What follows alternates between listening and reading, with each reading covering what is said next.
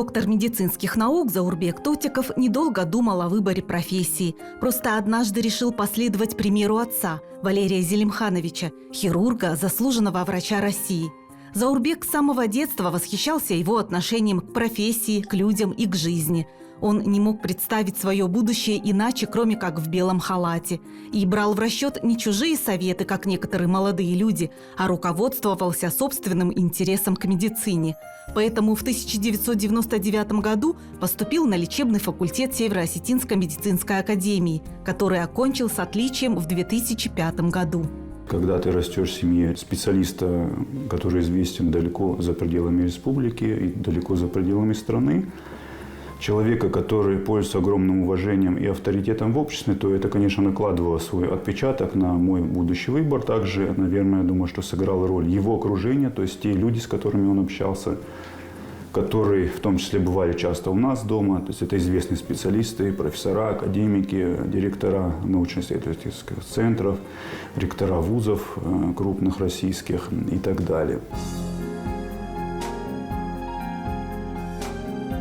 Хирургия – это чрезвычайно сложная и специфическая профессия. Она предполагает огромную ответственность за человеческую жизнь и тяжелый физический труд. Поэтому люди выбирают ее осознанно, прислушиваясь к собственному сердцу. Заур после окончания института захотел идти в хирургию. Но он захотел и раньше, еще первый, второй, третий курс. Почему-то уперся и решил в медицину, а потом в хирургию. Старший сын, например, он не захотел в медицину идти, занимался экономикой и так далее. А Заур почему-то вот решил стать медиком и хирургом.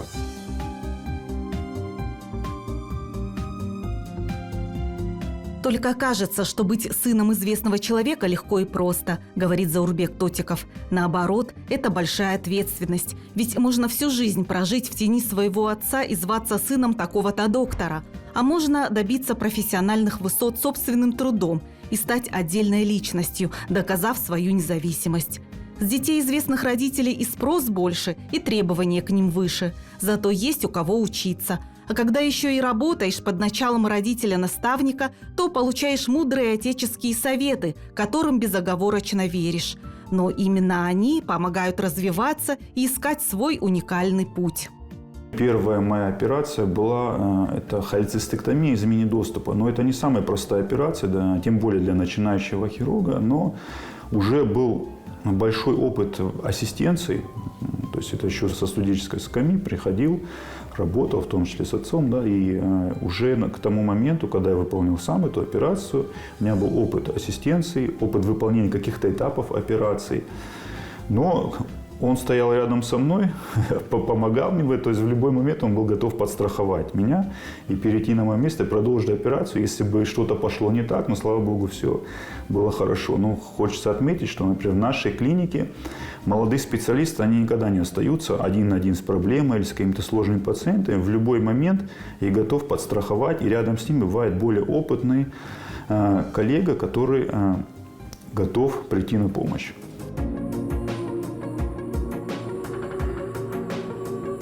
Сегодня на счету Заурбека Тотикова более 2500 операций, в том числе сложных и высокотехнологичных. Он владеет практически всеми существующими в абдоминальной и неотложной хирургии оперативными вмешательствами. На протяжении многих лет ведет активную лечебную, организационную, научно-исследовательскую и педагогическую работу.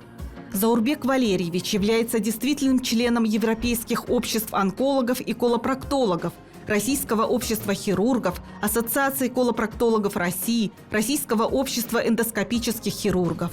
А ведь когда-то он, как и многие молодые люди, приобретая клинический опыт, учился отодвигать эмоциональную составляющую на второй план, прекрасно понимая, что лишние переживания в операционной недопустимы. Важны знания, самообладание, умение принимать быстрые и правильные решения. В 2005 году, став клиническим ординатором кафедры госпитальной хирургии с онкологией Северо-Осетинской медицинской академии, Заурбек получил специальную международную стипендию Германской службы академических обменов ДААТ для молодых специалистов и стажировался в клинике общей хирургии и трансплантологии медицинской высшей школы города Ганновера в Германии. И там, соответственно, работал уже с немецкими специалистами, выполнял те или иные вмешательства.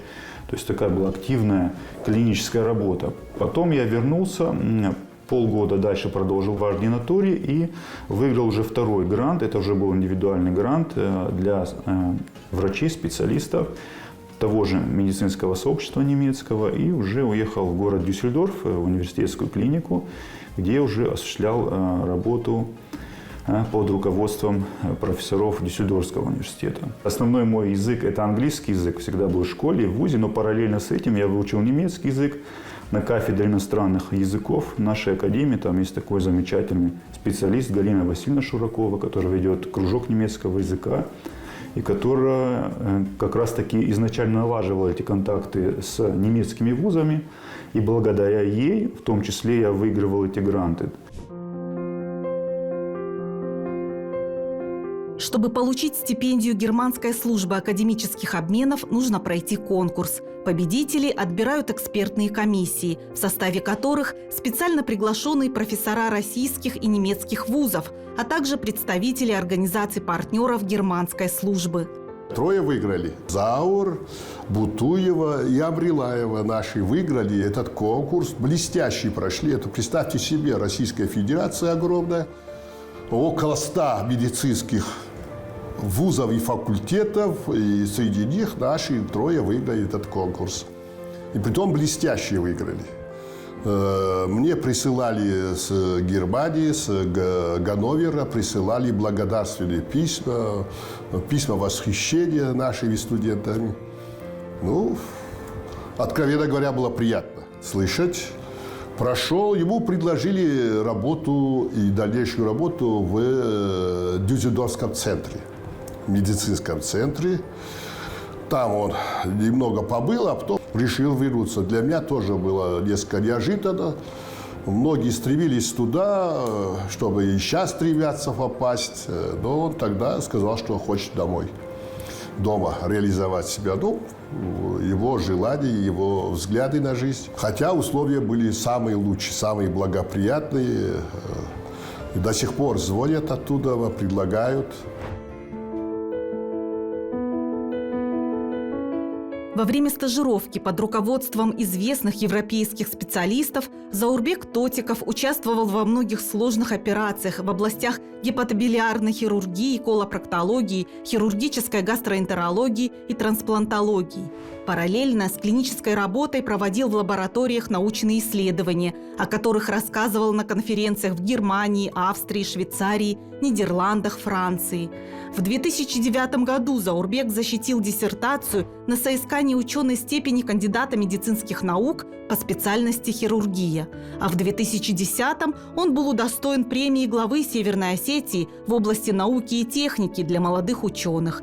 Спустя 2 года стал стипендиатом президента России среди молодых людей, осуществляющих перспективные научные исследования и разработки по приоритетным направлениям модернизации российской экономики. Причем единственным победителем в Северокавказском федеральном округе в своей номинации. Я стал победителем по медицине со своими проектами. Но тогда я уже писал докторскую диссертацию, как раз это переплеталось все с этой тематикой. И, в принципе, вот удалось дважды стать лауреатом президентской стипендии. Стипендию президента России Заурбек Тотиков получил за уникальную методику лечения пациентов с осложненным колоректальным раком, которая внедрена в медицинскую практику у нас в республике и во многих клиниках страны. Она уже помогла сотням людей и доказала свою эффективность. Наши разработки, наши внедрения позволили существенно улучшить результаты лечения в этой категории больных, снизить, например, послеоперационные осложнения и летальность в 1,5-2 раза по сравнению с другими клиниками.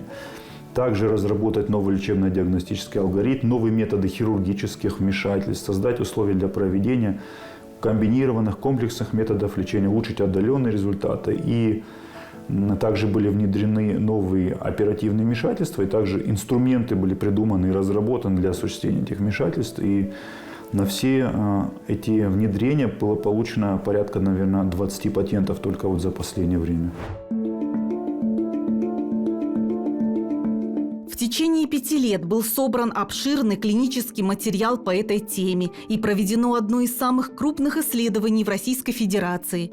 Доктор медицинских наук Заурбек Тотиков создал не только методику, ускоряющую постановку диагноза при определенной форме онкозаболеваний, но и разработал новый способ хирургического лечения пациентов, средний возраст которых около 70 лет. Уровень смертности после таких операций в клинике снизился с 25 до 5%. К 70 годам люди набирают массу заболеваний. Ко всему прочему, рак осложненной непроходимости. Это интоксикация, резко вздутый живот, кишечник раздут, живот раздут. Интоксикация высокая. Это усугубляет работу сердечно-сосудистой деятельности, всасывание в кишечнике нарушается, водно-электролитные нарушения. Короче, все неприятности, которые можно в хирургии встретить, они как раз у этих больных и бывают.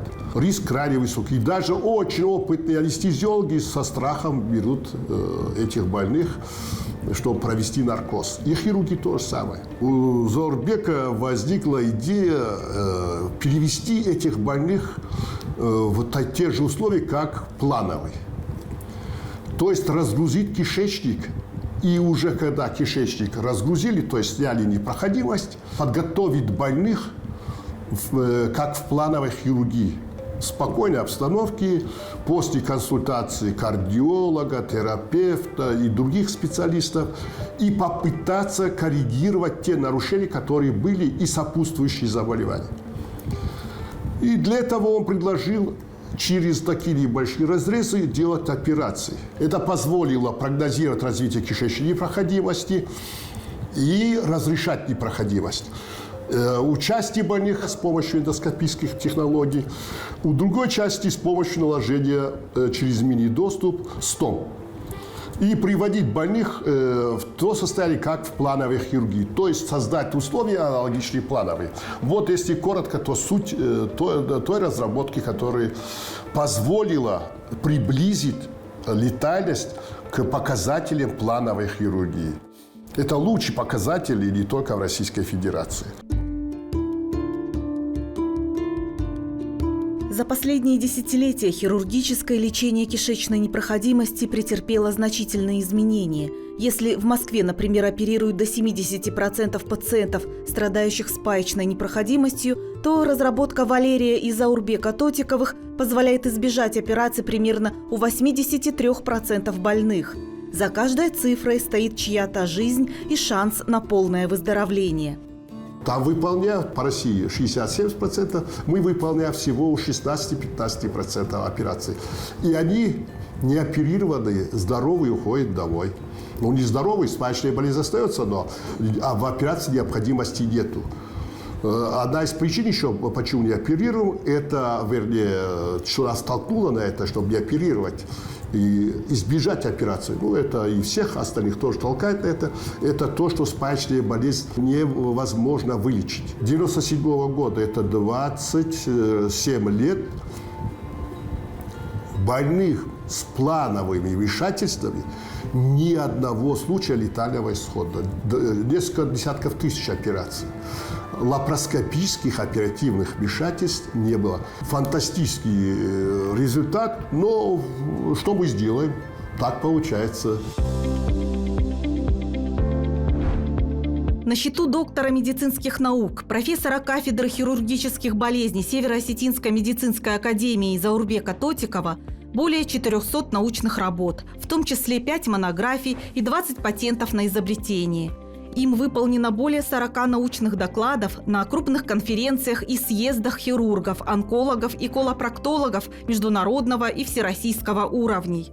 Под его руководством защищены 3 кандидатские диссертации. Он является членом диссертационных советов по специальности хирургия Ростовского государственного медицинского университета и Кабардино-Балкарского государственного университета.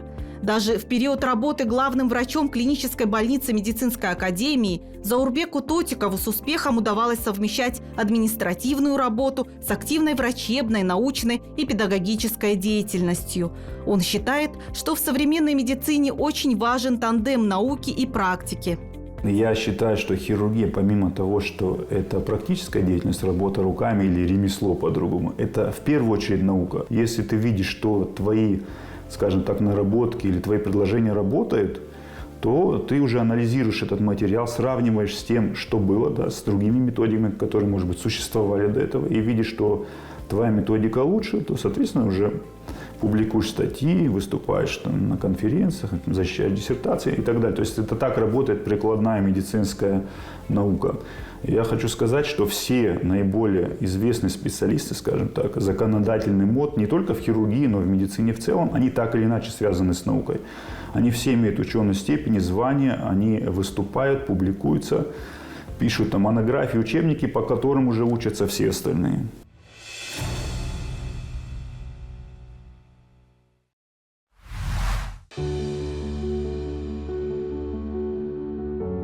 В нашем постоянно меняющемся мире доказательная медицина играет важную роль и служит показателем прогресса. Год за годом она пополняется новыми знаниями и практиками, а врачи все чаще просто творят чудеса. Хирургия за последние 25 лет стала малоинвазивной. Некоторые сложные операции проводятся без разрезов, а на восстановление уходят не месяцы, а считанные дни. Новые технологии позволяют улучшать качество жизни людей с хроническими неизлечимыми заболеваниями, предотвращать появление новых. Широко внедряются такие методы, как рентген-эндоваскулярная хирургия. Это вмешательство под УЗИ и рентген-контролем малоинвазивные. А если мы возьмем в целом, наверное, еще и внедрение роботических технологий, элементов искусственного интеллекта, по крайней мере, то, что происходит в мире. Ну, к сожалению, пока они до нас еще не дошли. Тем не менее, у нас тоже малоинвазивные достаточно широко сейчас внедряются, развиваются. Гибкая эндоскопия сейчас хорошо развивается. То есть наши вот ребята-эндоскописты работают, выполняют различные вмешательства. Те, на которые требовалось раньше выполнение каких-то больших травматичных вмешательств. Республиканская клиническая больница скорой медицинской помощи является крупным многопрофильным медицинским учреждением, где пациентам оказывается комплексная, высококвалифицированная помощь. Она обладает грамотным персоналом и современным оборудованием, следуя лучшим традициям академической медицинской школы. Здесь выполняются операции различного уровня сложности. Если говорить о наиболее сложных, то, как правило, это бывают какие-то онкологические оперативные вмешательства, когда приходится удалять не только пораженную, например, опухоль орган, но также какие-то близлежащие органы и структуры, куда распространяется опухолевый процесс, либо, например, удалять какие-то органы, пораженные метастазами. То есть это вот такие комбинированные, сочетанные операции, они наиболее сложные в хирургии. Если мы берем экстренную хирургию, то это острые холециститы, аппендициты, острая кишечная непроходимость, это грыжи различных локализаций, желудочно-кишечные кровотечения, перитониты той или иной этиологии. Считается, что значительные научные достижения происходят только в современных столичных больницах и лабораториях. Однако это представление не соответствует действительности. Северная Осетия имеет одну из лучших хирургических служб в России по количеству и качеству проводимых операций, утверждает профессор Валерий Тотиков. Уже на протяжении 10 лет мы в десятке лучших хирургических служб Российской Федерации. Ну вот ежегодный журнал бывает «Хирургическая помощь в Российской Федерации». Здесь оценка всей деятельности хирургической службы по всей Российской Федерации. Здесь можно почитать в смысле и нашу республику, и КБСП, все можно увидеть. Это напечатано не нами, это Москва издает. В прошлом году мы оказались на 7-м месте. К сожалению, по таким показателям, как оснащение клиники, я имею в виду оборудование, мы не можем конкурировать с клиниками, где роботизированные технологии. Я имею в виду, там оснащение лучше. Но по качеству, уверяю вас, у нас отличные показатели. Летальность ниже значительно, чем подавляющего большинства клиник. Не только Российской Федерации, и в Европе. В прошлом году мы оперировали, например, по язвенному кровотечению всего одну операцию. Это вот сейчас мы разрабатываем новые технологии остановки кровотечения, используем их, внедряем их. И всего одна операция была. Многие клиники страны используют новые методики, разработанные Валерием и Заурбеком Тотиковыми для лечения заболеваний органов брюшной полости и малого таза.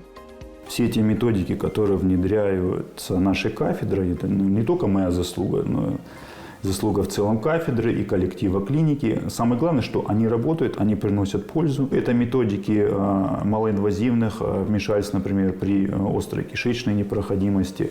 Это есть наработки и новые методы операции у пациенток, точнее, с тяжелыми формами тазового пролапса. Это новые методы анастомоза в хирургии. Это разработки по лечению пациентов с острым холециститом, с язвенным кровотечением. Их достаточно много. В хирургии важна именно командная работа. Каждый должен быть сильным звеном в медицинском коллективе, дополнять друг друга и понимать свою роль в спасении человеческой жизни. В этом Заурбеку Тотикову повезло. Коллектив Республиканской клинической больницы скорой медицинской помощи, где он работает, высокопрофессиональный, понимающий, отзывчивый и доброжелательный.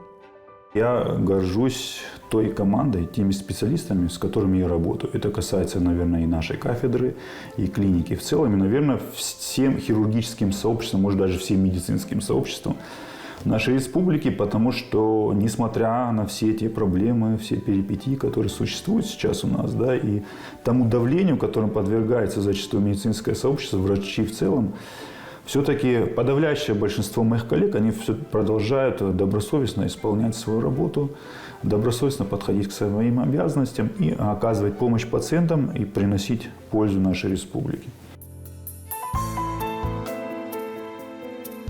Быть врачом – нелегкая работа. Порой приходится сообщать пациенту неприятные новости. Да и от непредвиденных осложнений, связанных с сопутствующими заболеваниями или индивидуальными особенностями организма, никто не застрахован. Случаются нестандартные ситуации, которые ни в одном учебнике не прописаны. Тогда на помощь приходит интуиция, подкрепленная клиническим мышлением. Я думаю, что на 100%, наверное, избежать ошибок не удается никому. Медицина, несмотря на то, что она бурно развивается, несмотря на все те знания, которые появляются из года в год, все-таки многие процессы, которые происходят в человеческом организме, как в норме, так и при патологии, они остаются неизвестными, неизученными. Кроме того, сюда еще наслаиваются индивидуальные особенности каждого конкретного организма, и это накладывает определенные, наверное, ограничения на деятельность врача. Но профессионализм его заключается в том, чтобы сделать так, чтобы процент этих ошибок он был минимальным. То есть для этого он должен работать над собой, врач, анализировать свою работу, читать специальную литературу, анализировать работу своих коллег, чтобы, может быть, не повторять их ошибок. Что касается чудес в операционной, то бывают различные ситуации, нестандартные, может быть, можно называть их чудесами, но все-таки мне кажется, что в основе этих всех ситуаций все-таки лежит профессионализм врача и медицинской бригады в целом, которые, может быть, в какой-то экстремальной ситуации на определенном, может быть, интуитивном или подсознательном уровне, они находят правильное решение, находят выход из ситуации. Для правильной постановки диагноза, обоснования прогноза и назначения лечения необходимы основательные знания, хорошая память, тонкая наблюдательность и большой врачебный опыт. Нет, Халедов. Вот он камень, вот микролитик, вот он есть. Да. Это в желчном пузыре. Да, ну вот в протоке его пока нет. Восходящий отдел, толстые кишки тоже вот здесь какая-то идет, не знаю, утолщение стенки. Привыкнуть к страданиям и боли людей невозможно, говорит доктор, но врач не имеет права впадать в панику. Он обязан найти правильные решения и лечить, найти индивидуальный подход к пациенту и настроить его на выздоровление. Трубки же убрали уже, да? Да, убрали. Сегодня какие сутки вообще у нас? Тут сегодня у нас получается 3 недели ровно как я здесь, Нет, а это после операции 2 числа. Так, в анализах, Неделя. когда мы помним его на выписку? на днях. В конце недели обещаю. Для больного врач должен быть отцом, для выздоравливающего – охранителем, для здорового – другом. Он должен поддерживать радостную надежду на спасение, говорил Гиппократ, основоположник античной научной медицины. Спустя 2,5 тысячелетия его высказывание не теряет своей актуальности. И сегодня, как и раньше, главное, что требуется от доктора – это любовь к людям.